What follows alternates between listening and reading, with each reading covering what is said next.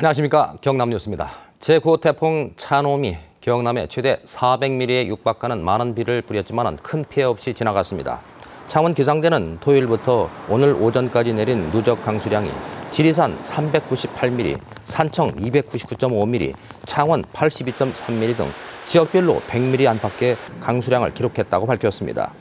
경상남도 재난안전대책본부는 이번 비로 경남 지역에서는 경사면 일부가 무너지고 가로수가 부러지는 등 일부 피해가 발생했지만 인명피해는 없었다고 밝혔습니다. 경상남도와 진주 혁신도시로 이전한 한국토지주택공사 LH가 지역 인재 우선 채용을 위한 협약을 체결했습니다. 이번 협약으로 두 기관은 지역 인재 우선 채용을 위해 노력하고 낙후된 지역 도시 재생과 주거 복지 분야 등 지역 개발 업무에 지역 중소기업 참여를 확대해 나가기로 했습니다. 두 기관은 또 실무 협의를 구성해 실행 방안을 마련해 나가기로 했습니다. 한국항공우주산업 카이가 기본 훈련기 KT-1과 경공격기 KA-1에 대한 성과 기반 군수 지원 계약을 방위사업청과 맺었습니다. 약 520억 원이 투입되는 이번 사업은 오는 2020년까지 기본 훈련기와 경공격기의 2,700여 품목에 대한 수리 부품 구매와 정비 업무를 수행하는 것으로 카이는 지난 2010년부터 1차로 KT-1과 KA-1에 대한 정비 업무를 수행했습니다. 지리산 다목적댐을 추진하는 데에는 함양군민 주민투표가 필요하다고 홍준표 도지사가 밝혔습니다.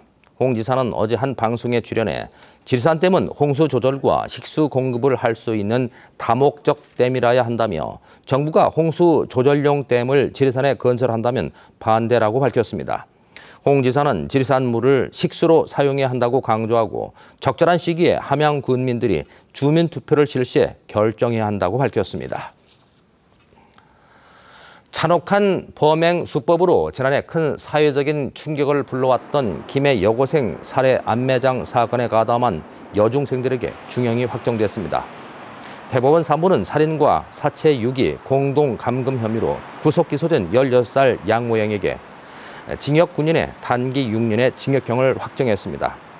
양양 등 가출 여중생 3명은 지난해 3월 30일부터 여고생 A양을 일주일 동안 감금하고 잔혹하게 폭행을 한 뒤 숨지자 남자 공범들과 함께 야산에 암매장했습니다. 창원 중부경찰서는 급차선 변경 등을 이유로 시내 도로에서 보복 운전을 한 혐의로 30살 최모 씨 등 3명을 잇따라 검거해 불구속 입건했습니다. 최 씨는 창원시 성산구에서 24살 강모 씨가 몰던 차가 차선을 급히 변경했다는 이유로 강 씨 차량 앞에서 급제동하는 등 1km 정도 운전을 방해한 혐의를 받고 있습니다. 또 57살 이모 씨와 24살 박모 씨도 각각 급차선 변경이나 자신의 차에 길을 양보하지 않는다는 이유로 보복 운전을 한 혐의를 받고 있습니다. 함양경찰서는 함양의 한 고등학교에서 같은 반 학생을 노예라고 부르면서 폭행한 혐의로 3학년 A군을 불구속 송치했다고 밝혔습니다. A군은 피해 학생들에게 전화하면 무조건 나오고 존댓말 할 것 등을 요구하며 수차례 때린 혐의를 받고 있습니다. 학교 측은 지난 6일 학교 폭력자치위원회를 열어 B군에게 출석 정지 10일, 부모와 자녀 특별교육 이수 등을 명령했습니다. 식당이나 PC방 등 소규모 영업장에 다음 달까지 화재보험에 가입하지 않으면 과태료 수백만 원이 부과됩니다. 창원 소방본부는 영업장 면적이 150제곱미터 미만인 음식점과 PC방 등 5개 업종에 대해 다음 달 22일까지 화재 배상 책임보험에 가입하지 않으면 과태료 200만 원이 부과된다고 밝혔습니다. 창원시가 홀몸 노인과 장애인 가정 등 화재에 취약한 300여 가구에 대해서 주택 화재 안심보험을 가입합니다.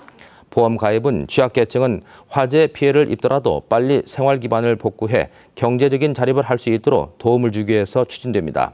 취약계층이 보험에 가입하면 앞으로 1년 동안 1,000만 원 이내에서 건물과 가재도구에 대한 피해를 보상받을 수 있게 됩니다.